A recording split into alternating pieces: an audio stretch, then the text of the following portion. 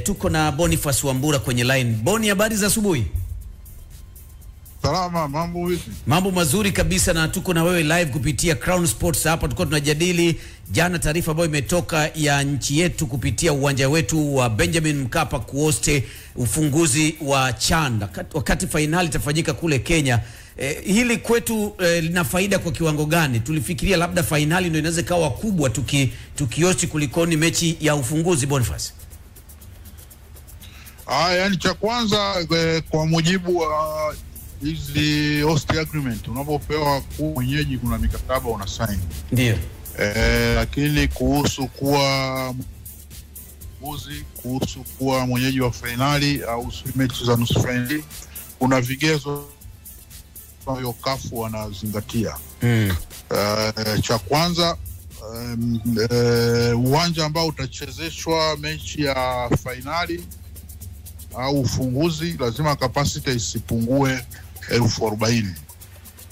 Okay. Lakini kubwa zaidi ni kwamba anayetaka kuwa mwenyeji wa mechi ya ufunguzi au ya finali, cha kwanza anatakiwa aombe. Akishaomba sasa CAF ndio wataangalia pamoja na kigezo hicho cha capacity ya uwanja.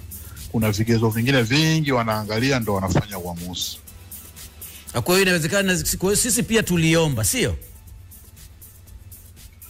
Manake kupewa, manake utakuwa uliomba, kwa sababu kuna gharama nyingine zinakuwepo. Maana kwenye ufunguzi kuna masuala ya laiki, performances zinakuwepo. Hizo sio sehemu ya gharama za CAF. Ni gharama ambazo mwenyeji atazibeba. Na hata finali, yani vitu vinakuwa namna hiyo.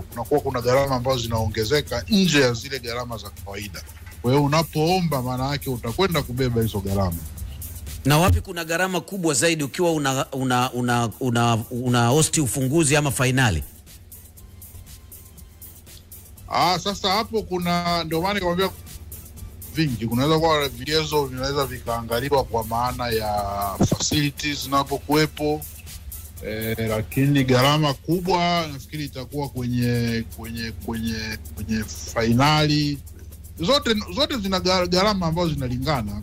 Sababu kwenye ufunguzi unajua kunakuwa na mambo mengi. Ndiyo. Lakini kwenye finali hapo kuna shughuli nyingine nyingi za ziada kuhakikisha mechi ya finali inakuwa inachezwa kwa mafanikio, kwa maana ya maandalizi yote ukiondoa zile dakika 90 za uwanjani. Kwa hiyo siwezi kusema exactly ipi gharama yake iko juu, ipi iko chini. Na sisi kuhosti ufunguzi inaweza kutusaidia kwa kiwango gani? Ina faida kiasi gani kwetu kama nchi? Kwanza ni tukio kubwa unapo hosti, maana yake ndio mashindano yameanza. Na maana yake ni kwamba hata audience yote inaangalia kwamba mashindano ndio yameanza, mechi ya ufunguzi ndio hiyo ambayo definitely unaweza ukakuta sasa, kwa sababu sisi ndio tunafungua mashindano, definitely mechi ya ufunguzi itatuhusu sisi hapa Tanzania. Ndio navyojua mimi kwamba ratiba itaonyesha hivyo. Inawezekana ndio itakuwa namna hiyo. Kwa hiyo maana yake, kwa sababu linakuwa ni tukio kubwa na ni moja, kwa maana kwa siku hiyo kutakuwa kuna hiyo mechi moja ya kufungua tu mashindano, maana yake watu wote watakuwa wana focus huko.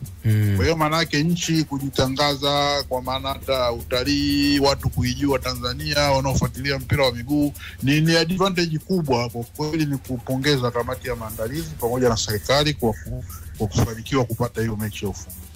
Tuko tunajadili hapa swala la branding. Wambura, hili linakuwa jukumu la nani exactly, kwamba sasa finali kwa maana ufunguzi ni hapa nyumbani, tuanze branding ya mashindano yenyewe ni ya shirikisho, serikali, ama hiyo kamati ya mashindano?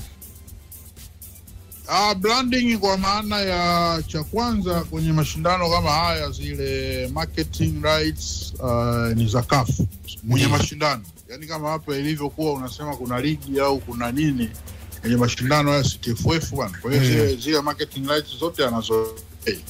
Kwa hiyo branding nayo imegawanyika. Maana kuna branding ndani ya uwanja na nje ya uwanja. Sasa kama nilipata swali lako vizuri. Nje ya uwanja. Maana yake ni kwamba CAF nje ya uwanja. mpaka nje ya uwanja. Maana yake kutakuwa kuna vitu viwili, kwamba CAF anakuwa na kampuni ambayo inafanya branding ndani ya uwanja na maeneo yote kuzunguka uwanja. Ukitaka kwenda nje zaidi, kuna kampuni nyingine ambayo inafanya kwa niaba ya nchi mwenyeji, lakini nayo branding yoyote unayotaka kufanya ni lazima upate approval kutoka CAF. Kwa hiyo unakuwa na mpango kazi wako, unataka kufanya nini na nini. Kwa hiyo kama nilivyokuambia, maana yake mwenye hizo haki ni CAF mwenyewe. Hizo marketing rights ni za kwake. Kwa hiyo kuna mahali atakwambia hiki huwezi kufanya, hiki utafanya, au hiki utakifanya kwa gharama hizi au kwa gharama zako mwenyewe, au utavifanya free of charge. Na kama hivyo ulivyosema, nje labda kuna kampuni nyingine ambayo inaweza kawa na tenda ya kufanya hivyo. Hiyo kampuni inapewa majukumu na nchi kama nchi, serikali, ama ni CAF wenyewe wanatoa hiyo tenda? Hiyo nchi na hiyo kampuni maana yake inapelekwa na local organizing committee, kwa maana ya LOC. Ndio taratibu zinavyosema kwamba kwa sababu moja ya vitu ambavyo uzuri wa hizi finali ni kwamba haya mapato mengi yanayopatikana yanatakiwa yabaki ndani ya nchi. Kwa hiyo uwezo ukatafuta kwa kila kitu utafute kampuni ya nje. Lazima ziwepo local companies ambazo zitapata mapato kutokana na hiyo kazi, na mapato manake yataendelea kuzunguka ndani ya nchi na yatawanufaisha watu wengi. Kwa hiyo ni kamati ya maandalizi, kwa maana LOC, ambao of course LOC inaundwa na serikali. Kwa hiyo mchakato ni kampuni gani inapatikana, unakuwa unapitia kwenye taratibu hizo za watu wa local organizing committee, ambao of course ni chombo kimeundwa na serikali. Hebu tumalize, Wambura, sasa mfano sisi mashindano yanakuja kufanyika kwetu Kenya pamoja na Uganda. Nini majukumu makubwa sasa kwa huu muda uliobaki mpaka mashindano yakapoanza, majukumu ya TFF kwa maana ya shirikisho, lakini pia nini serikali wanaweza kuwa wanafanya hapa mbele? Yaani majukumu yatakuwa yanagawanyikaje hapa, ili usije tukawa tunataka kumbe unailaumu TFF, kumbe jukumu sio la kwao, jukumu la watu wengine. Hapa kwa utaratibu wa mashindano, TFF ni host federation tu ambaye na CAF ana communicate kupitia kwake. Lakini kwa mujibu wa host agreement kwamba CAF wanafanya kazi na local organizing committee. Utakumbuka hapa ishaundwa kamati ya maandalizi na ilizinduliwa na Mheshimiwa Waziri Mkuu. Kwa hiyo na kila kitu, yani TFF hapo hayupo. Of course kutakuwa kuna watu kutoka TFF, lakini kamati hiyo imeundwa na Mheshimiwa Waziri wa michezo hapa Tanzania, ambaye alishirikiana na waziri wa michezo wa Zanzibar, ndio waliounda hiyo kamati. Lakini na hiyo inakuwa na kamati ndogo ndogo, lakini vile vile inakuwa na secretariat ambazo ndizo wanafanya kazi za kila siku kwa kushirikiana na CAF. Okay.